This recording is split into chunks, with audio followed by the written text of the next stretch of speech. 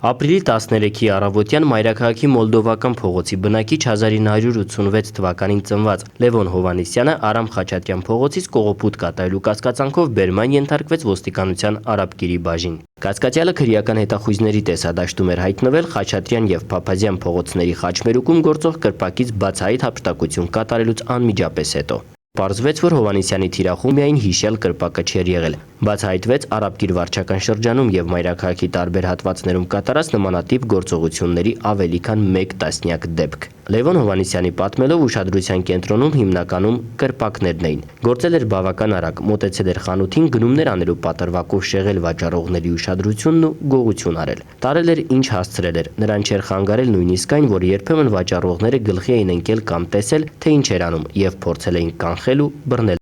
Փորձառության ընթացքում Հովհաննիսյանը մատնացույց արեց բոլոր կրպակները, որտեղ արդեն հասցրել էր հափշտակություններ կատարել։ Փաստի առթիվ հարուցվել է քրեական գործ, քննությունը շարունակվում է։ Ոստիկանները կասկածներ ունեն, որ Լևոն Հովհաննիսյանի գործողություններից տուժել են այլ անձինք ևս, որոնք կարող են դիմել ոստիկանության մոտակա կամ Արաբկիրի բաժին։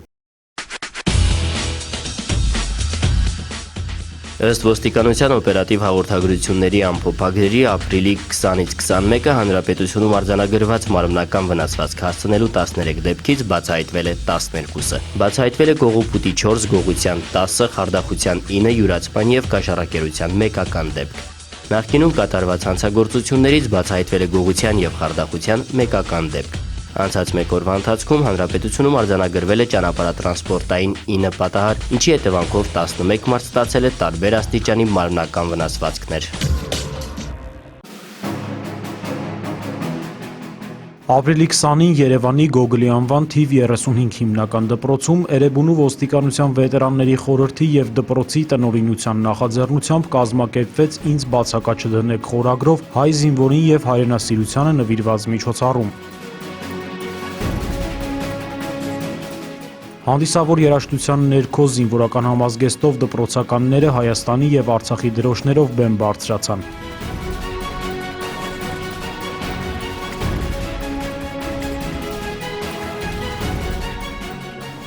Բացման խոսքով հանդես եկավ Էրեբունու ոստիկանության վետերանների խորհրդի նախագահի տեղակալ Ջուլիետա Գևորգյանը, խնդրելով 1 րոպե լռությամբ հարգել ապրիլի 1-ից 5-ը Արցախում զոհված հայորդիների հիշատակը։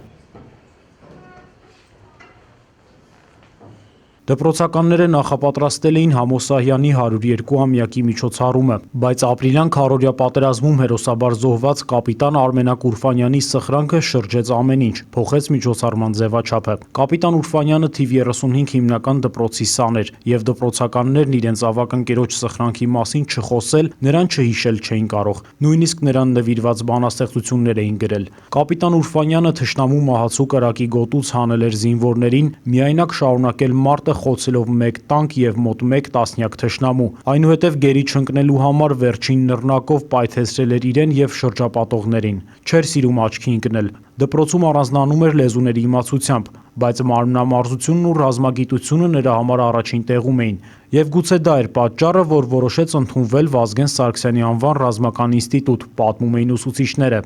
Օրվա խորհուրդն այլ էր, եւ Համո Սահյանի բանաստեղծություններից ընտրվել էին հայրենասիրական տողերը։ Իմ հոր երազն է եղել, որ ամեն մի հայ հայրենիքը սիրի այնքան, որքան Արմենակ Ուրֆանյանն էր սիրում, ընդգծեց Համո Սահյանի որդին, ոստիկանության վետերան Նաիրի Սահյանը։ Միջոցառման վերջում ոստիկանության վետերանները գրքեր նվիրեցին դպրոցին։